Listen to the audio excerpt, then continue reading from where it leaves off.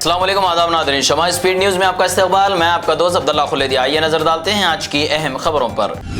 مدینہ منورہ میں ان دونوں لاکھوں حجاج کرام کی موجودگی کے درمیان مسجد نبوی صلی اللہ علیہ وسلم کے فن تعمیر پر مبنی خصوصی نمائش زائرین کی توجہ کا مرکز بنی ہوئی۔ اس نمائش میں انٹریکٹیو اسکرینوں اور جدید ٹیکنالوجی کے ذریعے مسجد نبوی کی تاریخی توسیعات، تعمیراتی مراحل اور اسلامی فن تعمیر کے مختلف پہلوؤں کو پیش کیا جا رہا ہے۔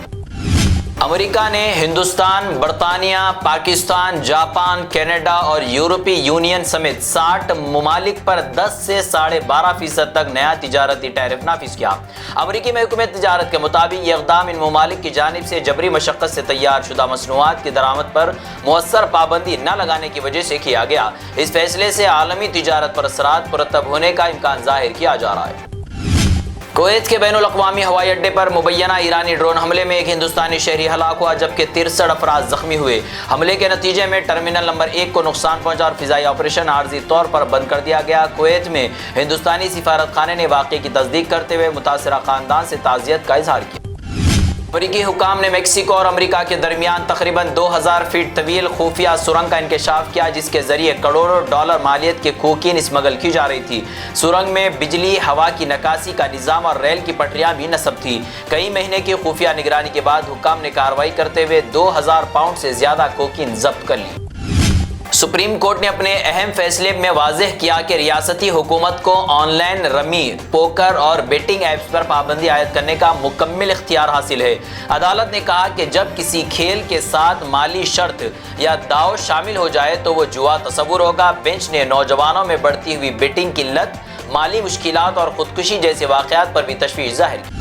مدھیہ پردیش کے علاقے میں گاؤں کشی کے معاملے میں گرفتار 2 افراد پر نیشنل سیکیورٹی ایکٹ NSA نافذ کر دیا گیا۔ پولیس کے مطابق 29 مئی کو پیش آنے والے واقعے کے سلسلے میں 4 افراد کے خلاف مقدمہ درج کیا گیا جن میں سے 2 گرفتار، 2 فرار ہیں۔ انتظامیہ کا کہنا ہے کہ گرفتار ملزمان کے خلاف ماضی میں بھی متعدد مقدمات درج ہیں۔ کانگریس کے سینئر رہنما DK شیو کمار نے بنگلور میں کرناٹک کے نئے چیف منسٹر کے طور پر حلف اٹھا لیا۔ گورنر نے انہیں عہدہ اور رازداری کا حلف دلایا جبکہ ڈاکٹر G پرمیشور کو نائب چیف منسٹر مقرر کیا گیا۔ تقریب میں راہل گاندھی، ملک ارجن کھڑگے اور ریونت ریڈی سمیت کئی اہم سیاسی شخصیات شریک ہوئے۔ سابق چیف منسٹر سدھارمیہ کے استعفے کے بعد کانگریس قیادت نے شیو کمار کو نئی ذمہ داری سونپی۔ انفورسمنٹ ڈائریکٹریٹ ED نے ہیرا گروپ منی لانڈرنگ کیس میں اہم پیش رفت کرتے ہوئے نویرا شیخ کی پرسنل اسسٹنٹ نازنین انصاری عرف عابدہ کو گرفتار کر لیا۔ ED کے مطابق وہ سرمایہ کاروں سے جمع کی گئی رقوم کے منتقلی اور مالی معاملات میں اہم کردار ادا کر رہی تھی۔ یہ کارروائی تلنگانہ اور آندھرا پردیش میں درج متعدد مقدمات کی بنیاد پر کی گئی۔ نئی دہلی کے مالویہ نگر میں واقع ایک ہوٹل میں خوفناک آگ لگنے کے بعد مقامی مسلم نوجوانوں نے فائر بریگیڈ کے پہنچنے سے پہلے امدادی کارروائیاں شروع کر دی۔ نوجوان جلتی عمارت میں داخل ہوئے، لوگوں کو باہر نکالا اور کھڑکیوں سے کودنے والوں کے لیے گدے بچھائے۔ کئی متاثرین کو CPR بھی دی گئی۔ اس حادثے میں 21 افراد ہلاک ہوئے، تاہم نوجوانوں کی بروقت کوششوں سے کئی جانیں بچ گئی۔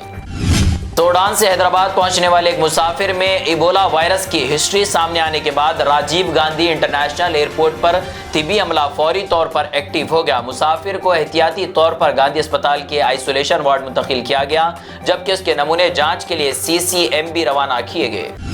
تلنگانہ میں 5 جون سے زمین کی قیمتیں بڑھنے والی ہے۔ وزیر ریونیو P سرینواس ریڈی نے اعلان کیا کہ ریاستی کابینہ کے فیصلے کے مطابق تلنگانہ میں زمینوں کی نئی مارکیٹ قیمتیں 5 جون سے نافذ کی جائے گی۔ حکومت نے مختلف علاقوں میں رجسٹریشن، اوپن مارکیٹ ویلیو اور سرکاری قیمتوں کے فرق کی تفصیلی جائزہ لینے کے بعد نئی قیمتیں مقرر کی۔ انہوں نے سابق BRS حکومت پر بغیر سائنسی بنیاد کے قیمتیں بڑھانے کا الزام بھی عائد کیا۔ جنوبی افریقہ کے نائب صدر کی قیادت میں وفد نے چیف منسٹر ریونت ریڈی سے ملاقات کی۔ دونوں فریقین نے تعلیم، میڈیکل، سیاحت اور سرمایہ کاری کے شعبوں میں تعاون بڑھانے پر اتفاق کیا۔ چیف منسٹر نے جنوبی افریقی سرمایہ کاروں کو دسمبر 2026 میں ہونے والے تلنگانہ رائزنگ گلوبل سمٹ میں شرکت کی دعوت دی۔ وفد نے تلنگانہ میں سرمایہ کاری کے امکانات میں گہری دلچسپی ظاہر کی۔ محکمہ تعلیم تلنگانہ نے نئے تعلیمی سال کے آغاز سے پہلے تمام سرکاری اسکولوں کو نصابی کتب فراہم کرنے کا ہدف مقرر کیا۔ حیدرآباد، رنگا ریڈی اور میڈچل اضلاع میں افسران دن رات کتابوں کی منتقلی میں مصروف ہیں۔ حکام کے مطابق اس سال نصاب میں کوئی تبدیلی نہیں کی گئی جبکہ کتابوں کی پرنٹنگ اور معیار پر خصوصی توجہ دی جا رہی۔ گزشتہ سال پرنٹنگ غلطیوں کی وجہ سے طلبہ کو مشکلات پیش آئی۔ جو کبھی نوابوں کی شان تھی آج عوام کی پہچان ہے۔ جی ہاں، حیدرآباد میں سائیکل کی 150 سالہ تاریخ ایک بار پھر موضوع بحث بن گئی۔ تاریخی ریکارڈ کے مطابق شہر میں پہلی سائیکل 1860 کے آس پاس متعارف ہوئی تھی اور نواب فخر الملک نے اسے خریدا تھا۔ نواب میر محبوب علی خان نے 1896 میں سائیکل کلب بھی قائم کیا تھا۔ ایک دور تھا جب سائیکل شاہی خاندانوں کی پسندیدہ سواری سمجھی جاتی تھی۔ آج یہی سائیکل فٹنس، ماحول دوستی اور عام عوام کی ضرورت کا اہم ذریعہ بن چکی۔ اب ہر جگہ کیمرہ، ون وے توڑا تو کیمرہ پکڑے گا، جرمانہ بھرنا پڑے گا۔ حیدرآباد ٹریفک پولیس نے اولڈ سٹی کے علاقوں یاقوت پورہ، دبیل پورہ، پرانی حویلی، چندرائن گٹا، بابا نگر، بلہ گڑا رانگ سائڈ میں گاڑی چلانے والوں کے خلاف مہم تیز کر دی۔ AICCTV اور ANPR کیمروں کے ذریعے خلاف ورزیوں کی نگرانی کی جا رہی ہے۔ رانگ سائڈ ڈرائیونگ پر 1000 سے 1700 تک جرمانہ عائد کیا جا رہا ہے۔ یہ تھی اب تک کی اسپیڈ نیوز۔ جڑے رہے شمع نیوز سے، لائک، کمنٹ، شیئر کرنا نہ بھولے۔ دیکھتے رہے شمع نیوز، روشنی سچائی کی۔